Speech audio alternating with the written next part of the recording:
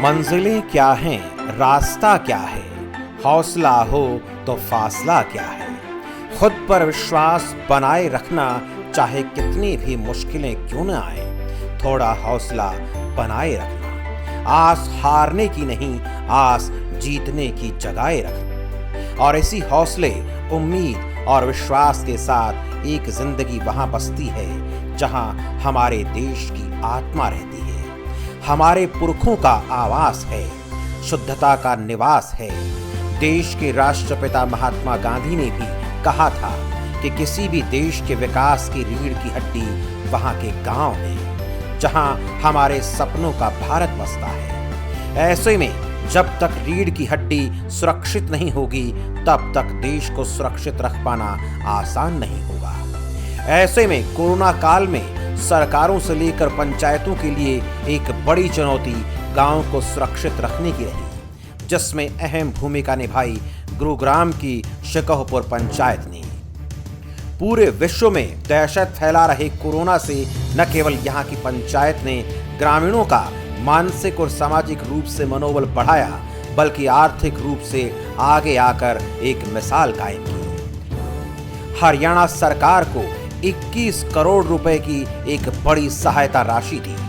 ऐसे में अगर यह कहा जाए कि संकट की घड़ी में शिकोहपुर पंचायत संकट मोचक बनकर सामने आई, तो गलत नहीं होगा।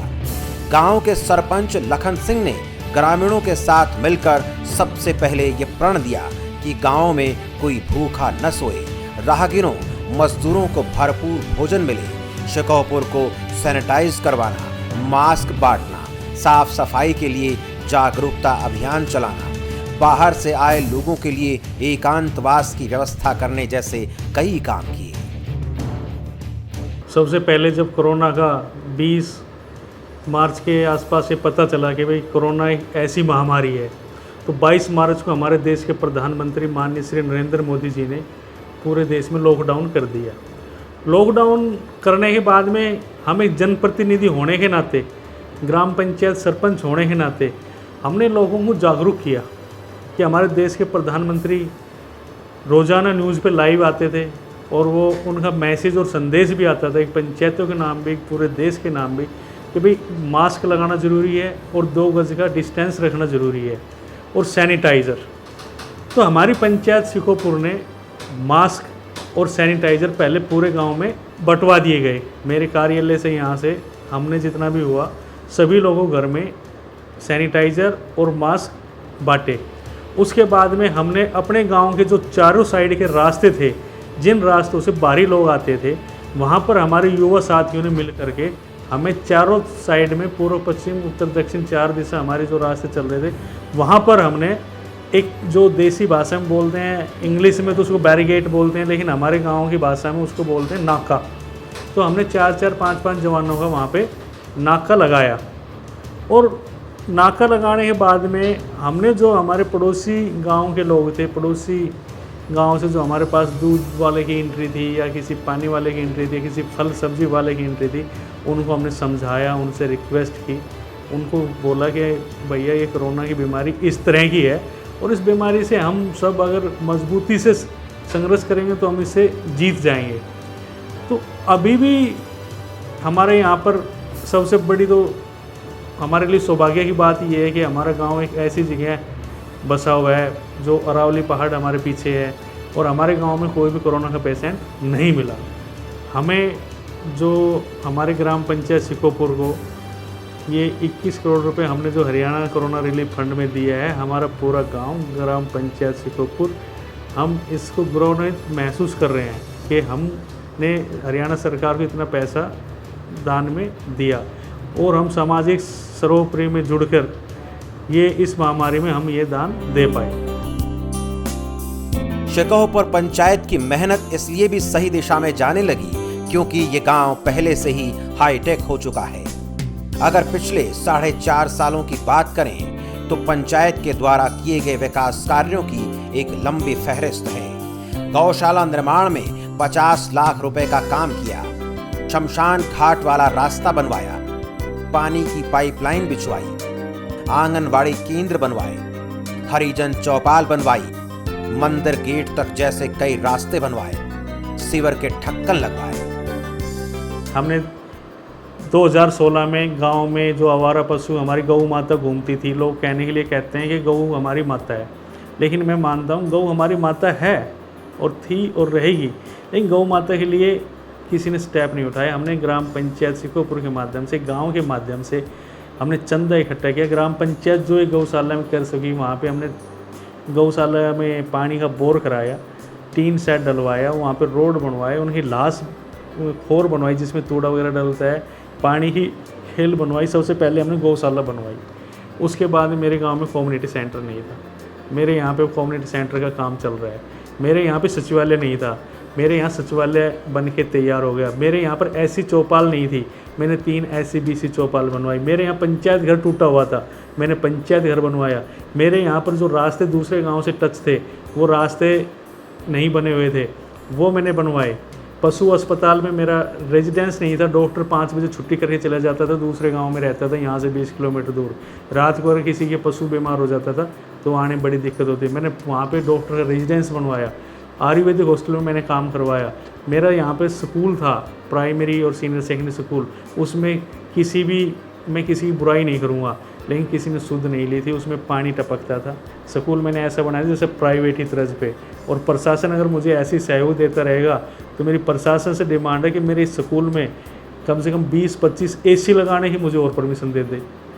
AC लगवा दूँ, पूरा फर्नीचर वहाँ पे नया करा दूँ और CCTV कैमरे लगवा दूँ, तो मेरा स्कूल एक मॉडल स्कूल और प्राइवेट स्कूल की तरह पे काम होगा, जिसमें गरीब बच्चे और गरीब बच्चे वहाँ पर एजुकेशन लेंगे, पढ़ाई करेंगे और वो हमारा भविष्य है। अगर हमारे गरीब तबके के बच्चे पढ़ गए तो हमारे देश से गरीबी हटेगी। सोच तो मेरी ये है कि अगर दोबारा मुझे मौका मिलता है या मेरे किसी अन्य परिवार सदस्यों को मौका मिलता है तो मैं तो ये कहूँगा कि मेरा गांव मॉडल गांव विकसित हो। मैं अपने गांव को मॉडल गांव बना के छोड़ूँ। करीब 5 साल पहले हरियाणा सरकार ने पढ़ी लिखी छोटी सरकार बनाने का फैसला लिया था, जिसका असर अब देखने को मिल रहा है। पिछले 4.5 साल में विकासशील से विकसित पंचायतों का सफर कर रहे हमारे गांव कोरोना काल में ग्रामीणों के लिए हाईटेक सुरक्षा कवच बनकर सामने आए, जो एक ओर ग्रामीणों को 2 गज दूरी का महत्व समझा रहे हैं तो दूसरी ओर दानवीर बनकर सामने आ रहे हैं। और ये तभी संभव हो पाया जब हर किसी के बीच एक समान संतुलन समन्वय नजर आया, जिसमें पंचायत के साथ साथ कोरोना वॉरियर की भूमिका भी अहम रही, क्योंकि इस जंग में सबसे पहली चुनौती खुद को बचाने की है, तभी हम दूसरों को बचा सकते हैं। ऐसे में बहुत से ऐसे लोग भी रहे जो 24 घंटे अलर्ट रहे। कोरोना एक ऐसी चीज़ थी जिसको फैलने के हज़ारों तरीके थे। आप बिना कुछ चीज़ें छुए रह नहीं सकते। आप जब आप ड्यूटी पे जाते हो, जैसे हमें 20 मार्च से ही हम ड्यूटी पे रहे हैं। स्पेशली जब लोगों का प्लान हो गया था तो हमारी ड्यूटी बनती थी गांव के अंदर जो बाहर के प्रवासी मजदूर हैं उनको मोटिवेशन करना कि देखिए आपके यहाँ इधर उधर जाने से कोरोना फैलेगा, तो उनको एक जगह सुरक्षित रखना, सोशल डिस्टेंसिंग मेंटेन रखना, उनका खाने का किसी भी हर प्रकार का प्रबंधन रखना। तो जो भी सरकार के दिशा निर्देश में नियम थे, लोगों ने बड़ी आसानी से उनकी पालना करी, जिस वजह से हमें कोरोना को रोकने में बहुत ही बड़ी सहायता प्रदान की। और पंचायतों ने भी बड़ा आसानी से लोगों को मोटिवेशन किया ताकि कोरोना से बचाया जा सके। जैसे कि शुरुआत में इसका बहुत ही लोगों में डर बना हुआ था, तो हमें भी डर लगता था कि कहीं आपको इन्फेक्टेड है। मेरे जैसे छोटा बच्चा है, मेरे पास 2 साल का बच्चा है, खासकर ये आपको पता है कोरोना बच्चे और बूढ़ों को बहुत ज़्यादा इफ़ेक्ट करता है, तो इसका कोई इलाज भी नहीं है, तो डर लगता था। बट धीरे धीरे हमारे प्रधानमंत्री जी के जो मैसेज थे उनने हमें स्ट्रॉन्ग बनाया, जिस वजह से हम बाहर जाने से फिर हमें कोई किसी प्रकार का डर नहीं था। फिर लोगों की एक जन सेवा भाव भी, क्योंकि हमारी जो पद है वो लोगों से जुड़ा हुआ पद है, तो जिसमें अगर एक संपूर्ण सेवा भाव से आप इस कार्यों को करते हुए हमें कोई दिक्कत नहीं आई। कहते हैं समस्या चाहे कितनी भी बड़ी क्यों न हो, सही नेतृत्व, सही समय पर लिखा गया फैसला, अपनों का साथ और आत्मविश्वास से उसका हल निकाला जा सकता है। और ये तब और भी ज्यादा मुमकिन नजर आता है जब पंचायत पढ़ी लिखी हो। शायद यही वजह रही कि सरकारी अधिकारियों का काम भी आसान हो पाया। जो ये कोविड-19 है, जो ही इंडिया में दस्तक दी, हमारे गुड़गांव जिला प्रशासन ने उपायुक्त महोदय की अध्यक्षता में एक विशेष अभियान चलाया गया और गांवों की जो जितनी भी जिम्मेवारी थी, ब्लॉक वाइज बीडीओ को उनका नोडल ऑफिसर बनाया और जिला लेवल पर जितने भी जो रूरल एरिया था उसका जिला विकास एवं पंचायत अधिकारी की देखरेख के में ये कार्य चला। हमने जिस दिन लॉकडाउन 23 तारीख को अनाउंस हुआ था, नेक्स्ट डे से ही हमने एक शेल्टर होम मानेसर के अंदर शुरू किया। उपायुक्त महोदय के ये आदेश थे कि भी जितने भी जो बाहरी मजदूर हैं, कोई भी भाई भूखा नहीं रहे हैं और कोई भी कहीं निकल रहा हो तो उसको शेल्टर होम के में रखा जाए। तो हमने लगातार 1.5 महीने लगातार खाने का बहुत अच्छे से इंतज़ाम किया। दोनों समय हम खाना देते थे।